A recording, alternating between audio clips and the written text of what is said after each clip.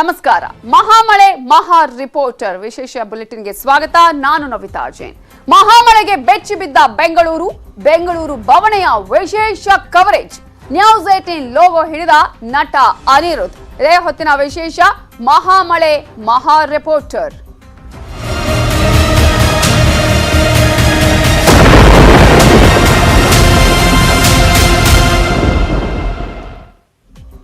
ಮಹಾಮಳೆಗೆ ತತ್ತರಿಸಿದೆ ಮಹಾನಗರಿ ಬೆಂಗಳೂರು. ಸರ್ಜಾಪುರ, ಬೆಳ್ಳಂದೂರು, ಮಹದೇವಪುರ ಈ 3 ದಿನಗಳಿಂದ ಸ್ಥಳಗಳು ನೀರಿನಲ್ಲಿ ತೇಲ್ತಾ ಇವೆ. ಬ್ರ್ಯಾಂಡ್ ಬೆಂಗಳೂರು ಹೆಸರು ನೆರೆಗೆ ಕೊಚ್ಚಿ ಹೋಗಿದೆ. ಬೆಂಗಳೂರಿನ ನರಕ ಹೇಗಿದೆ ಅಂತ ನಿಮ್ಮ ಮುಂದೆ ಇಡ್ತಾನೆ ಬಂದಿದೆ ನಿಮ್ಮ ನ್ಯೂಸ್ 18 ಕನ್ನಡ. ಮಳೆ ಕವರೇಜ್ನ ಇನ್ನೊಂದು ವಿಶೇಷ ಅಂದ್ರೆ ನ್ಯೂಸ್ 18 ಕನ್ನಡದ ಜನಪರ ಕಾಳಜಿಗೆ ನಟ ಅನಿರುದ್ಧ್ ಕೈ ಜೋಡಿಸಿದ್ದಾರೆ. ಜನಪರ ಕಾಳಜಿ ಇರುವ ಅನಿರುದ್ಧ್ ನ್ಯೂಸ್ 18 ಲೋಗೋ ಹಿಡಿದು ತಾವೇ ಸ್ವತಃ ಫೀಲ್ಡ್ಗೆ ಇಳಿದಿದ್ದಾರೆ. ಜನರ ಸಂಕಷ್ಟ, ನೆರೆಯ ಸ್ಥಿತಿ ಬಗ್ಗೆ ಅನಿರುದ್ಧ್ ವಿವರಣೆ ಕೊಟ್ಟಿದ್ದಾರೆ. ಬೆಂಗಳೂರಿನ ಅಣ್ಣಯ್ಯಪ್ಪ ಲೇಔಟ್ ವಿವರಣೆ ವಿವರಿಸಿದ್ದಾರೆ ನಟ ಅನಿರುದ್ಧ್.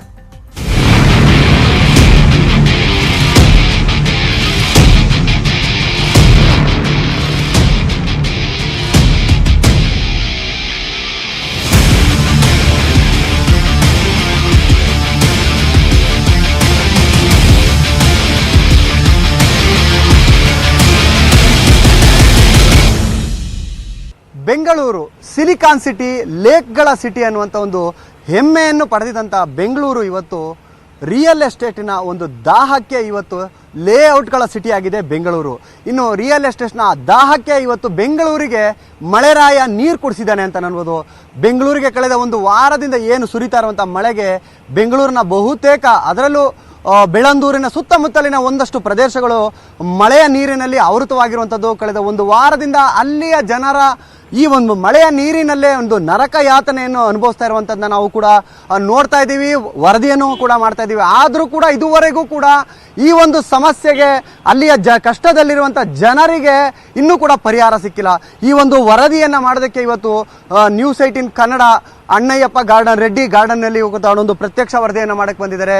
ಇನ್ನು ಈ ವರದಿ ಇಲ್ಲಿಯ ಒಂದು ಜನರ ಸಂಕಷ್ಟಕ್ಕೆ ನ್ಯೂಸ್ 18 ಕನ್ನಡ ನಿರಂತರವಾಗಿ ವರದಿಯನ್ನು ಮಾಡ್ತಿರೋದಕ್ಕೆ ನೋಡಿ ಇಲ್ಲಿಯ ಜನರಿಗೆ ಒಂದು ಪರಿಹಾರ ಸಿಗಬೇಕು, ಇಲ್ಲಿಯ ಜನರು ಕಷ್ಟದಲ್ಲಿದ್ದಾರೆ, ಅವ್ರಿಗೂ ಕೂಡ ಒಂದು ನೆಮ್ಮದಿ ಸಿಗುವಂತೆ ಆಗುವಂಥ ಒಂದು ವಾತಾವರಣ ನಿರ್ಮಾಣ ಆಗಬೇಕು ಅನ್ನುವಂಥ ನಿಟ್ಟಿನಲ್ಲಿ ಇವತ್ತು ನ್ಯೂಸ್ 18 ಕನ್ನಡದ ಈ ಒಂದು ಪ್ರಯತ್ನಕ್ಕೆ ಇವತ್ತು ನಮ್ಮ ಜೊತೆಗೆ ಸ್ಟಾರ್ ನಟರಾದಂಥ ಅನಿರುದ್ಧ್ ಅವರು ಕೂಡ ಇವತ್ತು ನಮ್ಮ ಜೊತೆಗೆ ಕೈ ಜೋಡಿಸಿ ಇಲ್ಲಿಯ ಜನರ ಕಷ್ಟಕ್ಕೆ ಒಂದು ಪರಿಹಾರ ಸಿಗಬೇಕನ್ನುವಂಥ ನಿಟ್ಟಿನಲ್ಲಿ ಇವತ್ತು ಈ ಒಂದು ಸ್ಥಳಕ್ಕೆ ಅವರೊಬ್ಬರು ನಟರು, ತಾನೊಬ್ಬ ಸ್ಟಾರ್ ನಟರು ಅಂತಂದರೆ ಒಂದು AC ರೂಮು, ಒಂದು ಐಷಾರಾಮಿ ಜೀವನದಲ್ಲಿ ಇರ್ತಾರೆ. ಆದರೆ ಅದನ್ನೆಲ್ಲವನ್ನು ಮರೆತು ಇಲ್ಲಿಗೆ ಒಂದು ಪ್ರತ್ಯಕ್ಷ ವರದಿಯನ್ನು ನ್ಯೂಸ್ 18 ಜೊತೆಯಲ್ಲೇ ಒಂದು ವರದಿ ಮಾಡೋದಕ್ಕೆ ಇವತ್ತು ನಮ್ಮ ಜೊತೆಗೆ ಅನಿರುದ್ಧ್ ಅವರು ಬಂದಿದ್ದಾರೆ.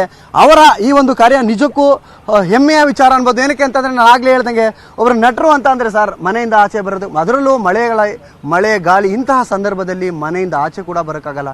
ಇವತ್ತು ಇಲ್ಲೆಲ್ಲ ನಾವು ನೋಡ್ತಾ ಇದ್ದೀವಿ, ಒಂದು 10-15 ನಿಮಿಷದಿಂದ ನೀವು ಕೂಡ ನೋಡ್ತಾ ಇದ್ದೀರಿ. ಈ ಒಂದು ಪರಿಸ್ಥಿತಿಗೆ ಈ ಒಂದು ಇವತ್ತು ಮಳೆಯ ನೀರಿನಲ್ಲಿ ಬೆಂಗಳೂರು ಏನು ಮುಳುಗಿದೆ, ಒಬ್ಬ ಬೆಂಗಳೂರಿಗರಾಗಿ ನೀವು ಇಲ್ಲಿಯ ನಿವಾಸಿಯಾಗಿ ಸಿಲಿಕಾನ್ ಸಿಟಿ ಬೆಂಗಳೂರು ಇವತ್ತು ಈ ರೀತಿಯ ಪರಿಸ್ಥಿತಿಗೆ ನಿಮ್ಮ ಮೊದಲ ಒಂದು ಅಭಿಪ್ರಾಯ ಏನಿದೆ ಸರ್? ತುಂಬ ಬೇಜಾರಾಗ್ತಿದೆ, ಸಂಕಟ ಆಗ್ತಿದೆ. ಇದು ಒಂದು ದುರಂತ ಇದು. ಯಾಕಂತಂದರೆ ಬೆಂಗಳೂರು ಅಂತಂದರೆ ಒಂದು ಬ್ರ್ಯಾಂಡ್ ಇದೆ, ಅದರದೇ ಆದಂಥ ಒಂದು ಬ್ರ್ಯಾಂಡ್ ಇದೆ. ಇದು ವಿದೇಶಗಳಲ್ಲಿ ತುಂಬ ಹೆಸರು ಮಾಡಿರ್ತಕ್ಕಂಥ ಊರಿದು. ಹಾಗಾಗಿ ಪ್ರತಿಯೊಬ್ಬರ ಒಂದು ಜವಾಬ್ದಾರಿ ಆಗುತ್ತೆ ಇದು ಯಾವ ರೀತಿಯಲ್ಲಿ ಇರಬೇಕು, ಯಾವ ರೀತಿಯಲ್ಲಿ ಇದು ಮಾದರಿ ಆಗಬೇಕು ಅನ್ನೋ ದೃಷ್ಟಿಯಲ್ಲಿ. ಆದರೆ ಇವತ್ತು ಇದು ಹೆಸರು ಮಾಡ್ತಾ ಇರೋ ಒಂದು ಕಾರಣ ಏನಿದೆ ಅದು ತುಂಬ ಬೇರೆ ಥರದ್ರಲ್ಲಿ ಅದು ಹೆಸರು ಮಾಡ್ತಾ ಇದೆ. ಅದು ನಿಜಕ್ಕೂ ದುರಂತ ಅಂತ ನಾನು ಅಂದ್ಕೊಳ್ತೀನಿ. ಇವತ್ತು ಬೆಳ್ಳಂದೂರು ಭಾಗದ ಈ ಒಂದು ಜನಗಳಿಗೆ ಎಷ್ಟು ಕಷ್ಟ ಆಗ್ತಿದೆ ಅಂತಂದರೆ ಇದು ಕೇವಲ ಒಂದು ಜಾಗದಲ್ಲಿ ಮಾತ್ರ ಅಲ್ಲ, ಸಾಕಷ್ಟು ಜಾಗಗಳಲ್ಲಿ ನಾವು ಈ ಸಮಸ್ಯೆ ನೋಡ್ತಾ ಇದ್ದೀವಿ ಇವತ್ತು ಬೆಂಗಳೂರಲ್ಲಿ. ಇಲ್ಲಿ ನೋಡಿ, ಈಗ ನಾವು ಇದನ್ನು ಆಗಲಿಂದ ತೋರಿಸ್ತಾ ಇದ್ದೀವಿ. ಆದರೆ ಇಲ್ಲಿ ನೋಡಿದ್ರೆ ವಸ್ತುಸ್ಥಿತಿ ಗೊತ್ತಾಗತ್ತೆ ನಿಮಗೆ. ಇಲ್ಲಿ ನೋಡಿ, ಈ ಎಲ್ಲ ಮನೆಗಳು ನೆನ್ನೆವರೆಗೂ ಅರ್ಧದವರೆಗೂ ಮುಚ್ಚೋಗಿತ್ತು ಅಂತಂದರೆ ಆ ಕಿಟಕಿವರೆಗೂ ಅಲ್ಲಿ ನಿಮ್ಗೆ ಕಾಣಿಸುತ್ತೆ ನೋಡಿ, ಅದು ಆ ಮಾರ್ಕ್ ಕಾಣಿಸುತ್ತೆ, ಆ ಕಲೆ ಕಾಣಿಸುತ್ತೆ ನೋಡಿ, ಆ ನೀರಿನ ಕಲೆ ಕಾಣಿಸುತ್ತೆ ನೋಡಿ. ಅಲ್ಲಿವರೆಗೂ ಅದು ನೀರು ಬಂದಿತ್ತು ಅಂತಂದರೆ ಎಂಥ ದುಸ್ಥಿತಿ ಇದು. ಈಗ ಇದು ರಸ್ತೆ, ಇದು ರಸ್ತೆ, ಅದು ಬಂದುಬಿಟ್ಟು ರಾಜ ಕಾಲುವೆ. ಅದು ಕಾಲುವೆಗೂ ರಸ್ತೆಗೂ ವ್ಯತ್ಯಾಸನೇ ಗೊತ್ತಾಗಲ್ಲ. ಎಷ್ಟು ಭಯಾನಕವಾದಂಥ ರಾಜಾ ಒಂದು ನಿಮಿಷ ಅಲ್ಲೇ ಇರಿ. ಅದು ಎಷ್ಟು ಭಯಾನಕವಾದಂಥ ಒಂದು ಪರಿಸ್ಥಿತಿ ಅಂತಂದರೆ ಅದು ಗೊತ್ತೇ ಆಗಲ್ಲ, ವ್ಯತ್ಯಾಸನೇ ಗೊತ್ತಾಗಲ್ಲ. ಈಗ ಯಾರಾದರೂ ಸಾರ್ವಜನಿಕರು ಗಾಡಿಯಿಂದ ಏನಾದರೂ ಬಂದರೆ ಮುಳುಗಿ ಹೋಗ್ತಾರೆ. ಹಾಗಾಗಿ ಇದು ಆದಷ್ಟು ಬೇಗ ಇದು ಸ್ವಚ್ಛ ಆಗಬೇಕು, ಇದು ಇಲ್ಲಿಂದ ನೀರು ಖಾಲಿ ಆಗಬೇಕು. ಅದರ ಜೊತೆಗೆ ಇಲ್ಲಿ ನೋಡಿ, ಇಲ್ಲಿ ಟ್ರಾನ್ಸ್ಫಾರ್ಮರ್ ಇದೆ, ಈ ಟ್ರಾನ್ಸ್ಫಾರ್ಮರ್ ಇದೆ, ಅಲ್ಲಿ ವೈರ್ಗಳು ನೇತಾಡ್ತಾ ಇದ್ದಾವೆ. ಅದೆಲ್ಲ ನೋಡಿದ್ರೆ ಭಾಳ ಭಯ ಆಗುತ್ತೆ. ಇದು ಯಾಕೆ ಅಂತಂದರೆ ಇಲ್ಲಿ ಈ ಕಾಲುವೆಗಳಲ್ಲಿ, ಈ ರಾಜ ಕಾಲುವೆಯಲ್ಲಿ 8 ಕೆರೆಯ ನೀರು ಇಲ್ಲಿ ಬಂದು ಸೇರ್ಕೊಳ್ಳುತ್ತೆ. 8 ಕೆರೆ ನೀರು ಇಲ್ಲಿ ಯಾಕೆ ಬರುತ್ತೆ ಅಂತಂದರೆ ಆ 8 ಕೆರೆಗಳು ಸ್ವಚ್ಛಗೊಳಿಸಿಲ್ಲ, ಹೂಳು ತೆಗೆಯೋ ಕೆಲಸ ಅಲ್ಲಿ ಆಗಿಲ್ಲ. ಹಾಗಾಗಿ ಆ ಕೆರೆ ನೀರುಗಳು ಇಲ್ಲಿ ಬಂದು ಸೇರ್ಕೊಳ್ಳುತ್ತೆ.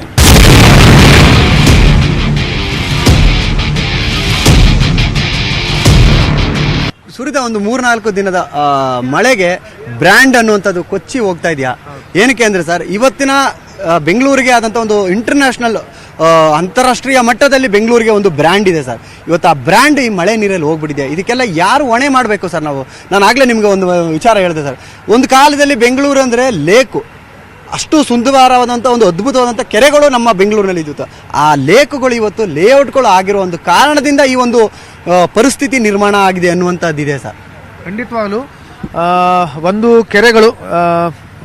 ಕೆರೆಗಳ ಮೇಲೆ ಮನೆಗಳು ಅಥವಾ ಲೇಔಟ್ಗಳು ಆಗೋದು, ಅಥವಾ ಇರ್ತಕ್ಕಂಥ ಕೆರೆಗಳನ್ನು ಸ್ವಚ್ಛಗೊಳಿಸದೇ ಇರೋದು, ಹೂಳು ತೆಗೆಯದೇ ಇರೋದು, ಇದು ಎರಡನೇದಾಗಿ. ಮೂರನೇದಾಗಿ ರಾಜ ಕಾಲುವೆಗಳ ಮೇಲೂ ಕೂಡ ಸಾಕಷ್ಟು ಕಟ್ಟಡಗಳನ್ನು ನಿರ್ಮಾಣಗೊಳಿಸ್ತಾ ಇದ್ದಾರೆ. ಅದು ಕೂಡ ನಿಲ್ಲಿಸಬೇಕು. ನಂತರ ನಾವು ಇತ್ತೀಚಿನ ರಸ್ತೆಗಳೆಲ್ಲ ನೋಡ್ತಾ ಇದ್ರೆ, ಇತ್ತೀಚಿನ ರಸ್ತೆಗಳು ಸಿಮೆಂಟ್ ರಸ್ತೆಗಳು ಮಾಡ್ತಾ ಇದ್ದಾರೆ. ಸಿಮೆಂಟ್ ರಸ್ತೆಯಲ್ಲಿ ಸಮಸ್ಯೆಗಳು ಏನಾಗ್ತಾ ಇದೆ ಅಂತಂದರೆ ಅಲ್ಲಿ ನೀರು ನೀರು ಹಿರ್ಕೊಳ್ಳೋದೇ ಇಲ್ಲ ಆ ರಸ್ತೆಗಳು.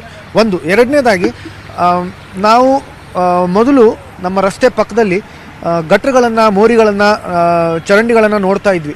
ಆದರೆ ಇವತ್ತಿನ ಒಂದು ಹೊಸ ರಸ್ತೆಗಳಲ್ಲಿ ಆ ಚರಂಡಿ ವ್ಯವಸ್ಥೆನೇ ಇರಲ್ಲ.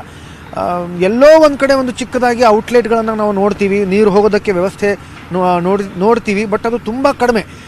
ಹಾಗಾಗಿ ಆ ಚರಂಡಿ ವ್ಯವಸ್ಥೆಗಳು ಆಗಬೇಕು. ಚರಂಡಿ ಮಾಡಿದ್ಮೇಲೆ ಅದು ನಿರಂತರವಾಗಿ ಅದು ಸ್ವಚ್ಛಗೊಳಿಸೋ ಒಂದು ಕಾರ್ಯ ಅದು ನಡೀತಾ ಇರಬೇಕು.